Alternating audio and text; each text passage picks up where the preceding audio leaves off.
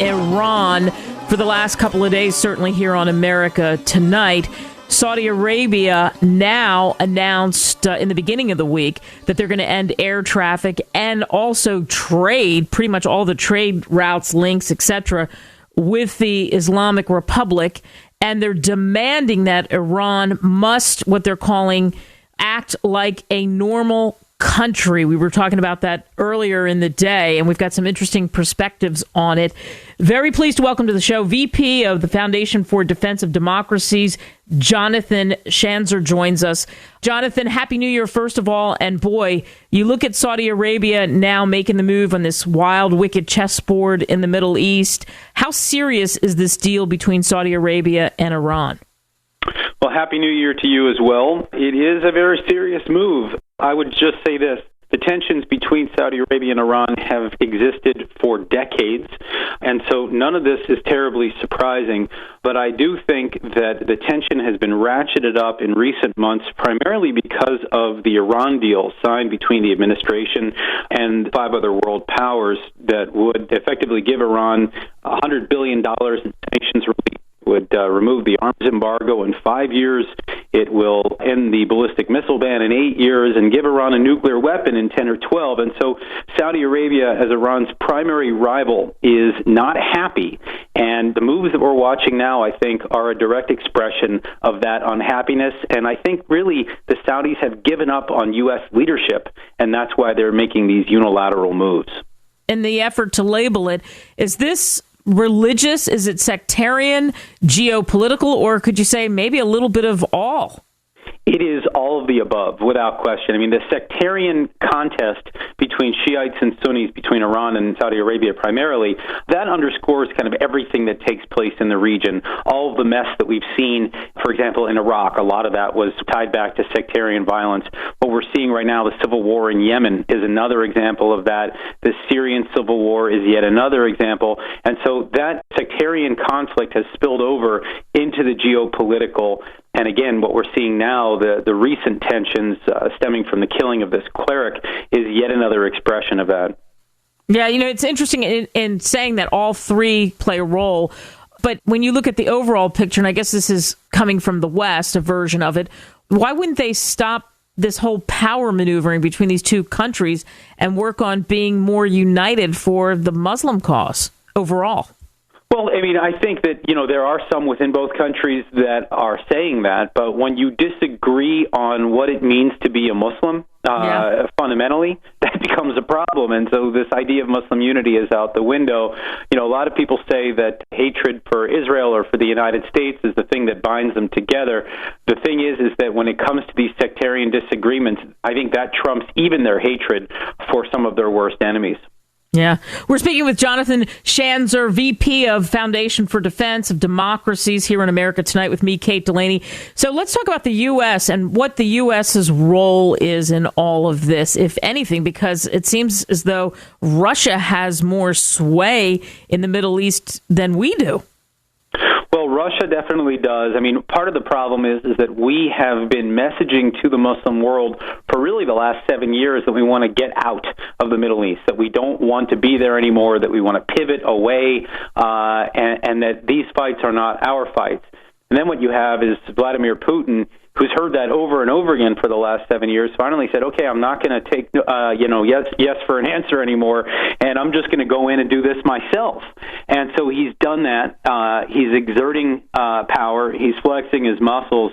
And you have a number of actors now in the Middle East responding to this. So the Iranians and the Syrians are certainly looking at him as the power player, looking at the United States as a much more weaker player.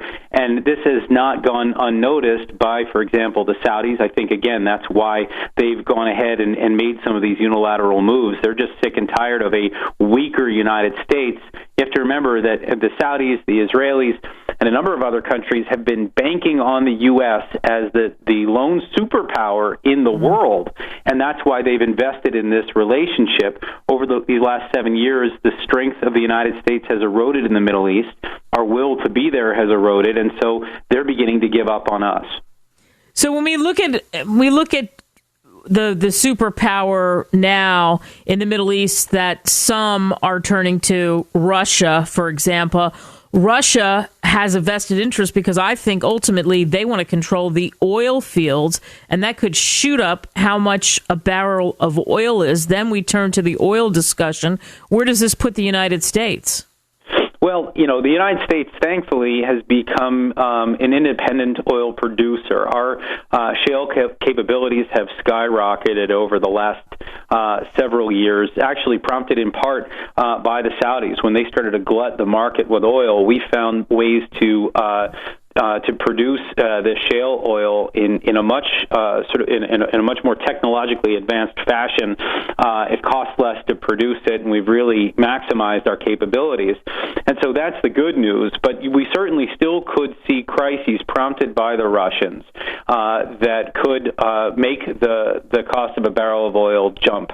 Right now, we don't see it because the Saudis are glutting the market. They continue to do that as a means to try to bankrupt both Iran and Russia. But that could change now that Russia has become a major player in the Middle East. Wow. So as we look at the elections, how important are the elections when it comes to foreign policy? Are electing a new president this year, how important is it that that person be well-versed on what's happening and have a handle on the right kind of advisors? It is hugely important. I can't stress enough how much foreign policy is going to have a role to play in this election, that there's so much that's going on out there, particularly in the Middle East, but elsewhere in the world as well, where, the world has become a far more dangerous place. I would argue that a lot of that has to do with our very reckless foreign policy over the last 7 years, that we have really tried to make the United States kind of a bit actor in a lot of these international conflicts rather than demonstrating this leadership. And so what we have right now is a debate. And it's not just a Democrat versus Republican debate, but there are those from within both parties that are arguing about whether the United States should have a significant role in the world or whether we should be more isolationist in nature. And you see these wings in both the Democrat and Republican parties.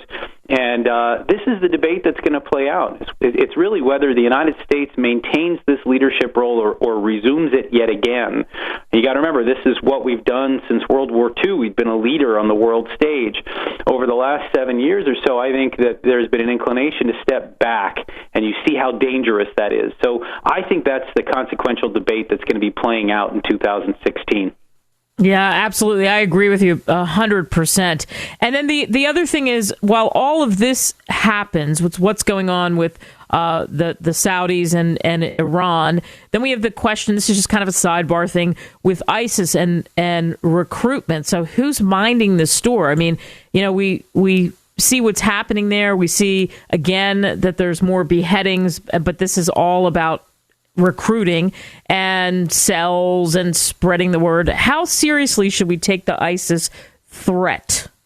Well, the ISIS threat is real, and the thing that's actually very scary about it is that ISIS is now a hybrid terror organization, that it both controls territory in Syria and Iraq and actually in other smaller pockets around the Middle East, but that it's also, and we saw this with France and San Bernardino and elsewhere, that that they have the ability now to strike out as kind of an Al-Qaeda type organization as well, where they're operating independently in cells. And so it becomes incredibly important that we battle this, both in terms of the war on the ground in Syria and Iraq, but also to combat the ideology and to combat the capabilities of the terror cells that are operating around the world. The thing that I would note, though, is that ISIS as a country, let's say, the one that's operating in Syria and Iraq, is very defeatable. These are not people that are well trained militarily. I think that the real problem has been a will on the part of this administration and perhaps other governments around the world to tackle the ISIS threat. I had an opportunity to speak to one of the planners of the first Gulf War in 1991, and what he told me is that the number of bombs that we've dropped on ISIS over the last year in Syria and Iraq, it's roughly 8,000 or 9,000 at this point, is equal to the amount that we dropped in the first week in the 1991 Gulf War. And so if we decided to really get serious, we have the ability to do so. I just don't think that we are serious yet. And the longer this organization continues to exist, the more dangerous it becomes. And And so that's another issue that I think needs to be tackled in the presidential debate and hopefully after the election. Yeah, I agree. Jonathan Schanzer, VP of Foundation for Defense of Democracies, thanks so much for joining us on America Tonight. My pleasure. 46. You sure you wanna be with me? I've nothing to give. But Lauren say this love is best. Will leave us in emotional pace. Take a walk, taste a rest. No, take a rest.